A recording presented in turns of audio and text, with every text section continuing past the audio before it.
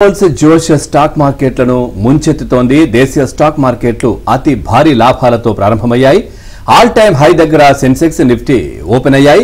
2000 పాయింట్ల లాభంతో సెన్సెక్స్ 600 పాయింట్ల లాభంతో నిఫ్టీ ట్రేడ్ అవుతున్నాయి. అదానీ పోర్ట్స్ కావచ్చు, Shriram finance, Adani enterprises, power grid corporation, BPCL షేర్లు ఇటు లాభాల్లో ట్రేడ్ అవుతున్నాయి. ఇటు ఐచర్ మోటార్స్ షేర్లు నష్టాల్లో కొనసాగుతున్నాయి. ఈ రోజు మార్కెట్స్ పై వారి విశ్లేషణ తెలియజేసేందుకు బిజినెస్ అనలిస్ట్ వివేకే ప్రసాద్ గారు లైవ్ లో సిద్ధంగా ఉన్నారు. Good morning sir.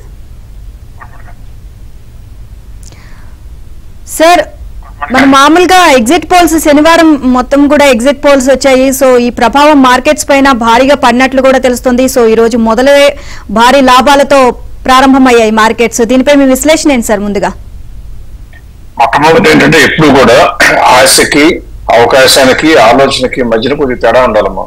ఎప్పుడు కూడా మోడీ గారు ప్రభుత్వంలోకి వస్తే ఏమవుతుందని మనం ఎన్నోసార్లు నుంచి చెప్తూ వస్తున్నాము. ఆల్రెడీ చెప్పడం కూడా జరిగిపోయింది.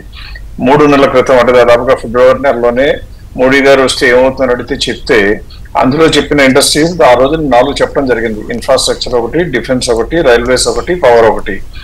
యావరేజ్ గా అన్నిట్లో ఈక్వల్ అమౌంట్స్ పెట్టుకున్నా కానీ అందులో దాదాపుగా 40% వరకు ఇప్పుడు జంప్ వచ్చింది. అంటే అర్థం ఏంటంటే ఎప్పుడు కూడా నిజం కన్నా కూడా ఆశ పరుగులు పెట్టేస్తుంది. ఇవాళ రోజున వచ్చింది నిజం, ఇది ఆశ కాదు. అంటే ఇవాళ రోజున వాస్తవం తెలిసిపోయింది. కాబట్టి ఏ నుంచి కూడా పరిగెత్తుతుందా అంటే పరిగెత్తదు. నెమ్మదిగా జరుగుతుంది. కాకపోతే ఖచ్చితంగా పెరుగుతుంది. కాకపోతే ఇప్పుడు వరకు వచ్చినటువంటి అవకాశాలు రాబోయే రోజుల్లో 10 రోజుల్లో నిర్వహణలో వస్తే ఆశపడితే గ్యారంటీగా నిస్పృహ రాక తప్పదు. అందువల్ల ఇప్పుడు చూడవలసింది ఆలోచన చేయాలి. ఏ స్టాక్లు పెరగలేదు, ఏ సెక్టర్ అయితే మనం పెరుగుతుంది అనుకుంటున్నామో అందులో పనితీరు మెరుగుపరుచుకున్న స్టాక్ ప్రైస్ పెరగకపోతే కొనుక్కోవాలి. కానీ ఆల్రెడీ పనితీరు మెరుగుపడకపోయినా ఇలా అంటే ఒక లిమిట్ మించి ఇచ్చినటువంటి ఆశల మూలంగా పెరిగిపోతే దాన్ని దూరంగా ఉండటం మంచిది. అండ్ సార్, అంటే మీరు చెప్పిన దాని ప్రకారం మనం చూసినట్లయితే కేంద్రంలో 3వ మోదీ ప్రభుత్వం రావడం ఖాయంగా కనిపిస్తుంది. ఈ సమయంలో స్టాక్ మార్కెట్ లో ఇన్వెస్టర్లు ఏకంగా అంటే ఏ రకంగా ఆలోచించడం మంచిది, ఏ విధంగా స్టెప్ వేయడం, ముందుకు వెళ్ళడం మంచిది అంటారు మీ ఉద్దేశంతో? ఎట్టి పరిస్థితుల్లో కూడా ఆశకి ఆలోచనకి కొద్దిగా సమతూకం ఉండే ప్రయత్నం చేయాలి. అంటే మనం అనుకున్నట్లుగా మోడీ గారి ప్రభుత్వంలో వస్తే కనుక ఇన్ఫ్రాస్ట్రక్చర్ కి పెద్దపీట వేస్తారని తెలుసు. అంటే ఇన్ఫ్రాస్ట్రక్చర్స్ తో రిలేట్ ఉన్నటువంటి ఇంజనీరింగ్ సర్వీసెస్ కానీ లేకపోతే ఇప్పుడు కూడా చూడాల్సింది సిమెంట్ కానివ్వండి, కన్స్ట్రక్షన్ కంపెనీలు ఇవన్నీ కూడా గ్యారంటీగా బాగుపడతాయి. ఏ మాత్రం డౌట్ లేదు. కాకపోతే బాగుపడతాయి అంటే ఎప్పటికి బాగుపడతాయి? ఇవాళ రోజున ఆర్డర్లు రావడం మొదలు పెడితే ఒక 6 నెలలకి ఆర్డర్ స్థిరీకరించిన తర్వాత వాళ్ళు ప్రొడ్యూస్ చేసిన తర్వాత వాళ్ళకి లాభాలు రావాలి. అందువల్ల ఆర్డర్లు వచ్చే కంపెనీ కొనుక్కోవటం ఆలోచన లేని పని. ఏం చేయాలి మనం? ఏ కంపెనీలు ఇప్పటి వరకు తమకు ఉన్నటువంటి వ్యాపారంలో మంచి మెళకువలు ప్రదర్శిస్తూ కొద్ది గొప్ప లాభాల మార్జిన్ పెంచుకున్నాయో వాటిని ఎన్నుకోవాలి. కానీ గొప్పగా ఇన్ఫ్రాస్ట్రక్చర్ కంపెనీ మొత్తం కొంటాను అంటే అందులో ఆల్రెడీ నష్టాల్లో ఇరుక్కుపోయి ఆపరేషన్ సరిగ్గా చేయడం చేతకాని కంపెనీలకు వెళ్ళిపోతే మన చేతులు కూడా కాలుతాయి. సో మీరు ఇప్పుడు చేయవలసింది మొన్నటి వరకునేమో ఆ ఇండస్ట్రీలో ఏది కొనుక్కున్నా కూడా పెరుగుతుందని ఆశపడ్డాం, అది కరెక్ట్ కూడా. ఇప్పుడు ఇలా ఆశల్ని వదిలిపెట్టి ఆలోచన చేసి కొద్దిగా గొప్ప తెలివితేటలతో ఇన్వెస్ట్ చేయాలి. కానీ గుడ్డిగా ఇండస్ట్రీ పైకి వెళ్ళటం మాత్రం ఖచ్చితంగా నష్టదాయకమే అవుతుంది. అంటే సార్, కొత్త ప్రభుత్వం ప్రాధాన్యతలు ఆల్రెడీ చెప్పున్నారు కాబట్టి సో మరి వారు ఏ ప్రాధాన్యం ఇచ్చే సెక్టార్ లో ఉన్న షేర్లను కొనుక్కోవడం మంచిది అంటారు? ఇప్పుడు చెప్పొచ్చమ్మా. అంటే ఇన్ఫ్రాస్ట్రక్చర్ ఇండస్ట్రీ బాగుంటుందని చెప్పాం. అది కనుక చూస్తే అంటే ఫిబ్రవరి మార్చి నుంచి కనుక చూస్తే ఇండస్ట్రీ మొత్తం మీద 10% కన్నా ఎక్కువ పెరగలేదు. కాబట్టి ఇందులో అవకాశాలు ఉంటాయి. ఏ ఇండస్ట్రీలో అయితే గ్యారంటీగా ఆర్డర్లు వస్తాయి, లాభాలు కూడా వచ్చే కంపెనీలు ఉన్నాయి, కానీ ఇంకా రేట్లు పెరగలేదు అంటే అందులో ఒకటి ఇన్ఫ్రాస్ట్రక్చర్ చెప్పాలి. కానీ ఏది వెళ్ళకూడదు అంటే ఫర్ ఎగ్జాంపుల్ రైల్వేస్ కానివ్వండి, డిఫెన్స్ కానివ్వండి, చాలా డార్లింగ్ టు దిస్ గవర్నమెంట్ చెప్తా ఉంటాం. అంటే ఈ 2 కంపెనీల్లో కూడా ఏమైపోయింది? మంచివి కాదంటే మంచివే, ఏ మాత్రం సందేహం లేదు. అవకాశాలు కూడా బాగున్నాయి. కానీ అవకాశాలు 2 రకాలు. ఆ కంపెనీలకు అవకాశాలు బాగున్నాయి, మీకు నాకు అవకాశాలు బాగున్నాయి అంటే ఇవాళ రోజున మనం షేర్లు కొనుక్కుంటే తొందరగా పెరిగే అవకాశం ఉందంటే కొద్దిగా తగ్గింది. కారణం కంపెనీలు బాలేక కాదు, ఆల్రెడీ అవకాశాల కన్నా ముందే పరిగెత్తుకుంటూ మార్కెట్ లో రేట్లు పెరిగాయి. కాబట్టి నా ఉద్దేశం ప్రకారం డిఫెన్స్ అయితే 40% పెరిగింది, రైల్వేస్ అయితే 32% వరకు పెరిగింది ఈ మధ్య కాలంలోనే, ఇవాళది లెక్క అయిపోతే కూడా. కాబట్టి ఏం చేయాలి? ఈ 2 ఇండస్ట్రీస్ లో మాత్రం ఖచ్చితంగా షార్ట్ లిస్ట్ చేసి కళ్ళు ఓపెన్ చేసుకుని జాగ్రత్తగా గమనించి కొనాలి. అంతేగాని బ్లైండ్ గా కొనకూడదు. ఆ తర్వాత ఇంకొకటి ఏంటంటే పవర్ జనరేషన్ అనేది కూడా మంచి ఇండస్ట్రీ. ఈ కంపెనీలు కూడా అన్నిటికీ ఈ గవర్నమెంట్ పెద్ద ఊతం ఇస్తుంది, పెద్ద సపోర్ట్ ఇస్తుంది. అది కూడా 20% పెరిగింది. సో 4 ప్రాధాన్యంగా ఉన్న ఇండస్ట్రీలు మనం చెప్పుకున్న వాటిలో గతంలో ఇప్పుడు ఏది కొనుక్కోవడం బాగా అనువుగా ఉంటుంది అంటే ఇన్ఫ్రాస్ట్రక్చర్ ఫస్ట్ చెప్పాలి, తర్వాత పవర్ జనరేషన్ చెప్పాలి, తర్వాత రైల్వేస్ చెప్పాలి, ఆఖరికి డిఫెన్స్ చెప్పాలి. సో ఎందుకు చెప్తున్నానంటే ఈ క్రమంలోనే రేట్లు బాగా పెరిగిన కంపెనీలు, డిఫెన్స్ బాగా పెరిగింది, రైల్వేస్ పెరిగింది, ఆ తర్వాత పవర్, ఆ తర్వాత రైల్వే ఇన్ఫ్రాస్ట్రక్చర్ పెరిగింది. సో రివర్స్ ఆర్డర్ లో కనుక కొనుక్కున్నట్లయితే కొద్దిగా గొప్ప లాంగ్ టర్మ్ అంటే 1 year లో లాభాలు వచ్చే అవకాశాలు బాగా ఉంటాయి. స్థిరమైన ప్రభుత్వం సుస్థిరంగా కనపడుతున్న ఎకానమీ, విదేశాల్లో ఉన్న ఇన్వెస్ట్మెంట్స్ ని అట్రాక్ట్ చేయాలి అంటే మన దేశం ఇంకా ఏమేం చేస్తే బాగుంటుంది అంటారు? ఎప్పుడు కూడా దేశంలోకి విదేశీ క్యాపిటల్ విరివిగా ప్రవహిస్తే దేశంలో ఎకానమీ పరుగులెత్తుతుంది, ఉద్యోగాలు ఏర్పడతాయి, ప్రజల జీవన ప్రమాణాలు పెరుగుతాయి. కాబట్టి ప్రభుత్వం చేయవలసిన పని ఏంటి? సుస్థిరమైన ప్రభుత్వం వచ్చింది కాబట్టి ఇప్పుడు చేయవలసింది, మేము మా యొక్క లక్ష్యాలు స్థిరంగా నిర్ణయించుకున్నాము, అటువైపు అడుగులు వేస్తాము అని చెప్పాలి అంటే మనకు కావాల్సింది ఏంటి? ఇన్వెస్ట్మెంట్స్ కావాలి. రోడ్లు వేయాలన్నా డబ్బులు కావాలి, పోర్టులు కట్టాలన్నా డబ్బులు కావాలి, పవర్ జనరేషన్ చేయాలన్నా, డిస్ట్రిబ్యూట్ చేయాలన్నా కావాలి. వీటన్నిటికీ కూడా విదేశాల్లో విదేశీ గవర్నమెంట్లు ఇబ్బందులు పడుతున్నాయి, విదేశీయులు ఇబ్బంది పడటం లేదు. ఆ డబ్బులు ఎవరి దగ్గర అయితే ఎక్కువ ఉన్నదో వాళ్ళ డబ్బులు మనం అట్రాక్ట్ చేయాలి. ఇక్కడ ప్రధానంగా ఒకటి గమనించాలి, భారతదేశంలో ఉన్న ప్రభుత్వం చేయవలసిన పని ఏంటంటే ఇవాళ రోజున ప్రపంచం మొత్తం మీద మనం స్పీడ్ గా పెరుగుతున్నాం కాబట్టి ఈ రోజున మనం వడ్డీని అప్పుగా తీసుకోవడం మంచిదా, పెట్టుబడిని లేక క్యాపిటల్ గా తీసుకోవడం మంచిదా అంటే గుర్తుంచుకోవాల్సింది ఏంటంటే మన యొక్క ఫ్యూచర్ సరిగ్గా లేదు అనుకున్నప్పుడేమో క్యాపిటల్ లాగా తీసుకోవాలి, ఎందుకంటే బడ్డెన్ పడదు. కానీ ప్రస్తుతం 8% పెరుగుతున్న భారతదేశం 3%కో 4%కో కనుక డబ్బులు వస్తాయంటే అప్పుగా తీసుకుంటే ఆ వచ్చే లాభం అంతా కూడా మనకే చెందుతుంది భారతదేశానికి. అలా కాకుండా ఇప్పుడేమో ఫారెన్ డైరెక్ట్ ఇన్వెస్ట్మెంట్ తీసుకుంటాను అంటే అది ఆమోదయోగ్యం కాదు, మంచి పద్ధతి కూడా కాదు. అందువల్ల ఎప్పుడు కూడా చేయవలసింది అంటే బాగున్నప్పుడేమో అప్పు, బాగాలేనప్పుడేమో పెట్టుబడిగా తీసుకోవడం మంచిది. ఇవాళ రోజున ప్రభుత్వం చేస్తున్నది కూడా అదే.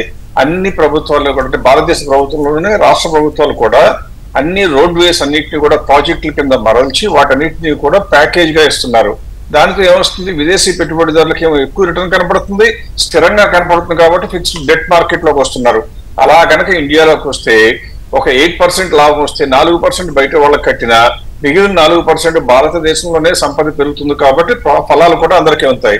సో నా ఉద్దేశం ప్రకారం అంటే గ్యారంటీగా ఇది ఇంత సింపుల్ గా ఉండదు గవర్నమెంట్ లో, కానీ ఉన్నంతలో మాత్రం ఇప్పుడు డెట్ మార్కెట్ కి పెద్దపీట వేయాలి. అది ఆల్రెడీ వేస్తున్నారు. మనం లాస్ట్ వీక్ కూడా చెప్పుకోవడం జరిగింది. మన యొక్క గవర్నమెంట్ సెక్యూరిటీస్ విదేశీ యొక్క మార్కెట్ లో కూడా లిస్ట్ కాబోతున్నాయి. జూన్ నుంచి మొదలుపెట్టి 1% తో మొదలుపెట్టి ఇండెక్స్ లో వెయిట్ 10% పెంచబోతున్నారు.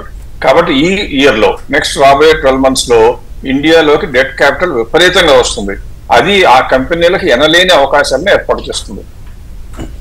అండ్ సార్, ప్రస్తుతం మార్కెట్ లో కనబడుతున్న జోర్ ఇంకా ఎంతకాలం కొనసాగవచ్చు అంటారు? ఈ సమయంలో ఇన్వెస్టర్లు తమ వద్ద ఉన్న షేర్లని అమ్ముకొని క్యాష్ రూపంలో మార్చుకొని తగ్గడానికి వెయిట్ చేయడం మంచిదంటారా, లేకపోతే అలాగే ఇన్వెస్ట్ చేసి ఉండడం మంచిది అంటారా? ఎప్పుడు కూడా ఇన్వెస్టర్లు అందరూ ఒకటి గమనించాలమ్మా, వీళ్ళెవరో ఇన్వెస్ట్మెంట్ మొదలు పెట్టంగానే మార్కెట్ లో పండిట్లు అయిపోరు. మనం ఏమో కాదు, ఎవరో పండిట్లం కాదు. మార్కెట్ మనందరికన్నా తెలివైంది. ఎట్టి పరిస్థితుల్లో చేయకూడనిది మీరు చెప్పింది ఏంటి? ఇవాళ మార్కెట్ లో రేట్లు పెరిగాయి కాబట్టి అమ్మేసుకున్న తర్వాత తగ్గుతుంది, తగ్గితే కొనుక్కుందాం అంటే ఎన్ని జరగాలి? ఇవాళ మీరు అమ్మాలి, అమ్మిన తర్వాత మార్కెట్ తగ్గాలి, తగ్గిన తర్వాత మీకు మనసు రావాలి, ఏమని ఇంతకన్నా తగ్గదు అని మళ్ళీ నమ్మకం రావాలి, అది నిజం కావాలి, అప్పుడు మీరు కొనుక్కోవాలి. మీరు కొనుక్కున్నాక మళ్ళీ లాభం వచ్చేట్టుగా రేటు పెరగాలి. ఇన్ని ఇఫ్ అని ఇన్ని రకాల కండిషన్స్ పెట్టుకుంటే జరగటం, మీకు లాభం రావటం అనేది చాలా కష్టం. కాబట్టి ఎప్పుడు కూడా మీరు చేయవలసింది ఏంటంటే time in the market is more important than timing the market. ఎప్పుడు మార్కెట్ ని అనువు చూసి గురువు కొట్టి కొడదామని ట్రై చేయకండి. మీరు చేయవలసింది మార్కెట్ లో ఉండాలి, అప్పు తీసుకోకుండా స్పెక్యులేషన్ చేయకుండా కనుక మంచి కంపెనీలు కొనుక్కుని అట్టే పెట్టుకునేటువంటి స్థిమితమైన మనసు మీకుంటే ఇప్పుడు వస్తున్న అవకాశాలతో నెక్స్ట్ 2-3 years లో 20% per year రావటం పెద్దగా కష్టం కానే కాదు, ప్రొవైడెడ్ జాగ్రత్త ఉండాలి. అంతేకాని ఎవరో చెప్పారు, వాళ్ళు ఏదో అన్నారు, 100 రూపాయలు 200 అయిపోయినా ఇంకా కొంటాను అనుకోవటం మాత్రం తెలివి తక్కువ పని. So be careful. ఇప్పుడు వచ్చిన అవకాశాలు, ఓపెన్ అవుతున్న ఎకానమీలో వచ్చే అవకాశాలు పుష్కలంగా ఉంటాయి ఎప్పుడైనా సరే. So when you have hundreds of chances, మీకు తెలిసిన కంపెనీ కొందాం అనుకోకండి, మీకు లాభం వస్తుంది అనుకున్న కంపెనీ కొనండి. అలా ఎన్నుకోవడానికి కొద్దిగా గొప్ప మీరు ప్రొఫెషనల్స్ కనుక కాంటాక్ట్ చేస్తే మంచి కంపెనీలు సజెస్ట్ చేయగలుగుతారు. బట్ మీరు మీ రీసెర్చ్ కూడా చేసి తీరాలి. Right, thank you sir. ఈ రోజు మార్కెట్స్ పై మీ విశ్లేషణ తెలియజేసినందుకు. ఇక సార్వత్రిక ఎన్నికల ఫలితాలు ఈ వారం దేశీ స్టాక్ మార్కెట్లకు జోష్ నివ్వనున్నట్లు విశ్లేషకులు పేర్కొన్నారు. ఇక శనివారం వెలువడిన ఎగ్జిట్ పోల్స్ లో అధికార బీజేపీ అధ్యక్షతన ఏర్పాటైన ఎన్డీఏ భారీ విజయాన్ని సాధించనున్నట్లు అంచనాలైతే వెలువడ్డాయి. దీంతో రేపు వెలువడనున్న లోక్సభ ఫలితాల్లో వరుసగా మూడోసారి భారీ మెజార్టీతో ప్రధాని మోదీ ఆధ్వర్యంలో బీజేపీ ప్రభుత్వాన్ని ఏర్పాటు చేసే వీలున్నట్లు అంచనాలు ఏర్పడ్డాయి. దీంతో స్టాక్ మార్కెట్లో ప్రోత్సాహకర సెంటిమెంట్ కు తెరలేవనున్నట్లు నిపుణులు పేర్కొంటున్నారు. ఎగ్జిట్ పోల్స్ ప్రభావంతో నేడు మార్కెట్లు జోరు చూపిస్తాయి అంటున్నారు. ఇక నేపథ్యంలోనే గ్లోబల్ దేశీయ మార్కెట్ సూచీలు పైకి వెళ్తాయి అని విశ్లేషకులు అంటున్నారు. ఈ నేపథ్యంలో బీఎస్ఈ సెన్సెక్స్ క్రమంగా 78,100 నుంచి 79,950 లేదా 80,000 స్థాయిల వరకు ర్యాలీ చేస్తోంది అని నిపుణులు చెబుతున్నారు. బీఎస్ఈ బెంచ్ మార్క్ ఇండెక్స్ లో 8% కంటే ఎక్కువ అప్ సైడ్ వెళ్లే ఛాన్స్ ఉంది అని అంచనా వేస్తున్నారు. ఇక స్టాక్ మార్కెట్ ర్యాలీ సంపన్నులను మరింత సంపన్నులను చేస్తోంది. ప్రస్తుత మార్కెట్ ర్యాలీతో అదానీ గ్రూప్ చైర్మన్ గౌతమ్ అదానీ నికర ఆస్తుల విలువ సుమారు 9.24 లక్షల కోట్లకు చేరింది. ఇక దీంతో గౌతమ్ అదానీ మరోసారి రిలయన్స్ ఇండస్ట్రీస్ అధినేత ముఖేష్ అంబానీని అధిగమించి ఆసియాలోనే అత్యంత సంపన్నుడిగా నిలిచారు. అంతర్జాతీయంగా చూస్తే ప్రస్తుతం ప్రపంచ కుబేరుల్లో గౌతమ్ అదానీ 11వ స్థానంలో, ముఖేష్ అంబానీ 12వ స్థానంలో ఉన్నారు.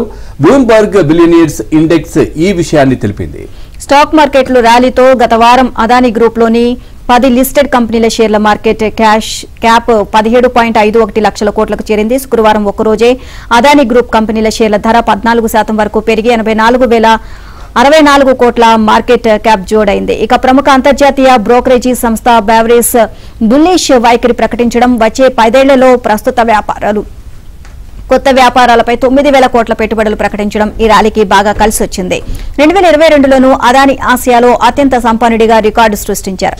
అదానీ గ్రూప్ కంపెనీల షేర్ల పెరుగుదల పెద్ద మాయ అని 2023 జనవరిలో అమెరికాకు చెందిన షార్ట్ లీసింగ్ కంపెనీ హిడెన్బర్గ్ ప్రకటించింది. దాంతో అదానీ గ్రూప్ కంపెనీల మార్కెట్ క్యాప్ $15,000 కోట్ల తుడిచిపెట్టుకుపోయింది. ఆ దెబ్బతో గౌతమ్ అదానీ ప్రపంచంలోని టాప్ 20 సంపన్నుల్లో కూడా స్థానం కోల్పోయారు. మళ్లీ ఏడాది తిరగకుండానే అదానీ గ్రూప్ షేర్లు ఆ సంక్షోభం నుంచి కోలుకుని ర్యాలీ బాటపట్టాయి. దీంతో గౌతమ్ అదానీ మళ్లీ ఆసియాలో అత్యంత సంపన్నుడిగా స్థానం సంపాదించుకున్నారు.